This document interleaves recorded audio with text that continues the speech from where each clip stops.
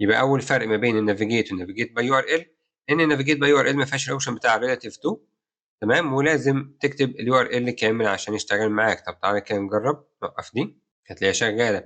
طيب هل في فروقات تانية؟ في فروقات تانية. في مثلا لما نيجي نضيف الكويري بارامز والفراجمنتس، هوريك دلوقتي يعني ايه كويري بارامز ويعني ايه فراجمنتس، ما تقلقش. مثلا تعالى الكويري بارامز تاخد اوبجكت، تعالى نقول مثلا نوع الاكشن هنا ان هو هيبقى فيو. اوكي، نعمل سترينج مثلا فيو. ممكن انت عايز تبعت الاي دي ككويري بارامز عادي جدا، ممكن تيجي تعمل مثلا كده اي دي مثلا برودكت اي دي. عايز تضيف فراجمنت، تعال نكتب فراجمنت اوكي، وليكن هنكتب سترينج تبقى توب مثلا.